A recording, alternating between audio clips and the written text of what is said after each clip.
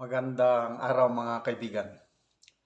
Gusto kong magbigay ng reaksyon sa report ng United Nations, specifically yung UNICEF, United Nations Children's Fund. Tungkol ito sa kalagayan ng mga Pilipino kids na nagugutom, na nagkakaroon sila ng malnutrition problem. Okay, sa GMA News Online, title ng balita, 2 million Filipino kids severely food poor, UNICEF. Yun po ang report. 2 million. Okay. So, 4 out of 5 children are fed only with breast milk or milk and staple foods such as rice, corn, or wheat, while less than 10% are fed with fruit and vegetables. Kawawa naman ito, hanggang ano lang, may gatas sa ina, tapos may pagkain na bigas at mais. Yun na lang daw. According to standards ng United Nations, yun na, severely food poor na yun. Halos walang gulay, walang fruits, walang karne or isda. Okay, so this one, less than 5% are fed with nutrients-dense food such as egg, fish, poultry, or meat. So,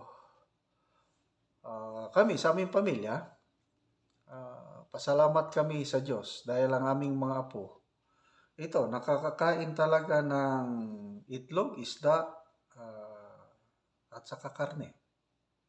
Kaya lang, maraming Pilipino, maraming bata na halos wala. Okay, example, yung tinutulungan natin na Talaan Digten City sa Talakag Bukidnon. Even up to now, lang ang meron na silang dahil sa may sayuti na sila, nakakakain na ng bigas.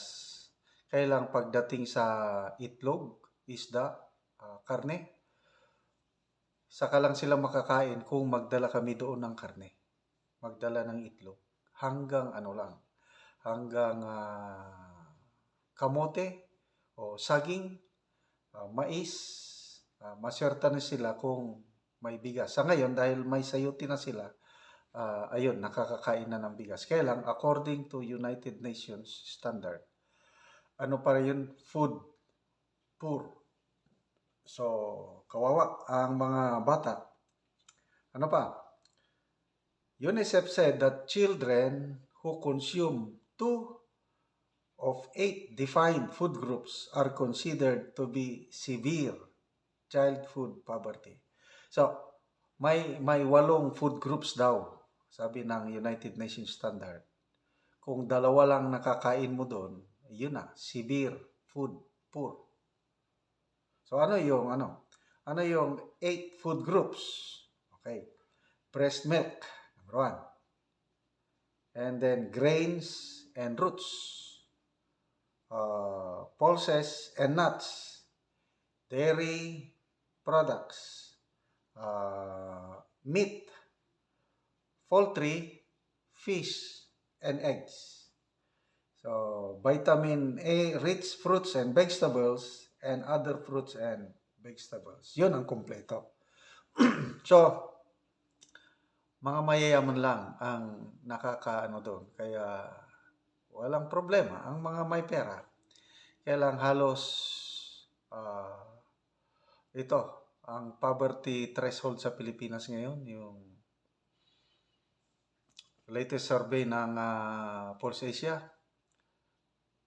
46% ang nagsasabi na pobreng-pobre sila. Pati ang incidence of hunger tumataas noong December of 2003 Ang nagsabi na naka-experience sila ng involuntary hunger is 12.2.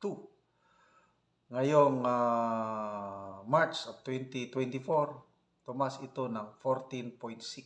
So, padami ng padami ang nagugutom na Pilipino. So, hindi lang mga bata, pati na rin ang mga may edad nakaka-experience ng gutom dahil nga sa sige na lang pataas ng pataas ang bibilhin. Ang sweldo hindi naman masyadong kung nag-increase man kakaunti. Okay. Sabi ng report, children living in severe food poverty are children living on the brink, yung delikado na. This can have an irreversible negative impact on their survival, growth, and brain development. Ako, kumusta ang kabataan ninyo, mga kaparehas kong senior citizen? Naranasan ko ito. Maswerte na kaming magkakapatid, kung makakain kami ng breakfast. Usually, magpunta kami sa school, walang breakfast. So, ang pagkain lang namin is 2 times a day, pananghalian at hapunan. Maligaya na kami basta may kanin. Karamihan, ang ulam namin, bagoong, at maswerte na kung may gulay. Ang available na gulay lang namin noon, malunggay. So, ganun ako nung kabataan ko. Kaya, nung elementary ako, halos nandun ako sa row 4 kasi may different rows eh. Row 1, row 2, row 3, nandun ako sa kalikod. So, pasang-awa nung elementary. Mabuti na lang nung nag-high school, I don't know anong nangyari. Unti-unti na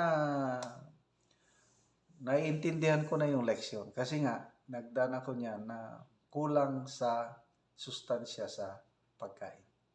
So, agree ako dito sa UNICEF report na maraming kabataang Pilipino na naghihirap sa kagutom, severe food poor. So, punta tayo sa administrasyon nito. Anong sabi ng Pangulo last year? Isang speech niya na bigay ata siya ng mga palay seeds. Sabi niya, sa bagong Pilipinas, walang Pilipino na magugutom. Nako, talagang tinandaanan ko yun eh. Sabi ko, anong klaseng speech ito? Para bang hindi iniisip ng presidente yung sinasabi niya. Parang sinulat lang siguro ng speechwriter niya, magandang pakinggan, yung sa bagong Pilipinas, walang magugutom na Pilipino. Gumising na po kayo.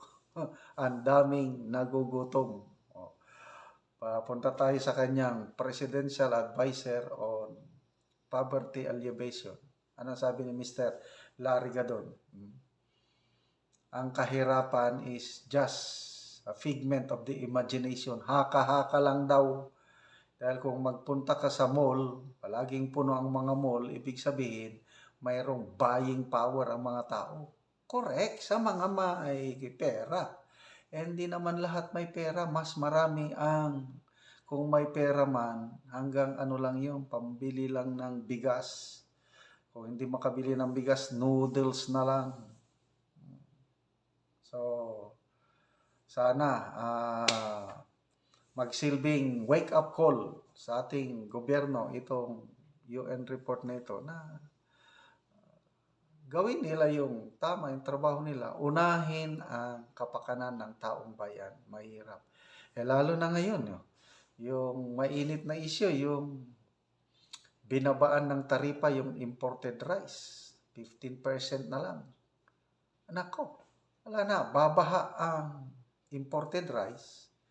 So, ang kawawa ang mga farmers dahil malulugi ang kanilang livelihood dahil hindi nila kaya makipag-compete sa mga importers.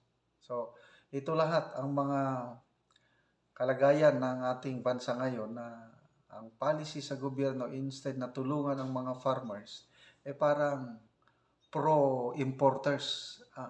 Okay lang sana kung yung pagbaba ng taripa is within this year lang dahil nga tumataas ang presyo ng bigas. So, pwedeng ibaba for 6 months yung taripa, kailangan hindi pang matagalan. Nako, itong pagbaba ng tarifa o yung buwis ng bigas hanggang 2028. So, ano ba talaga ang gobyerno natin? Sino ang tinutulungan? Mga importers, mga mayayaman o yung mga kawawang magsasaka? So, yun, tanong lang. So, sana, itong mga kabataan ito, 2 million, ang dami. May pag-asa rin sila na makatikim ng mas masasarap na pagkain. But depende na po sa gagawin ng ating gobyerno.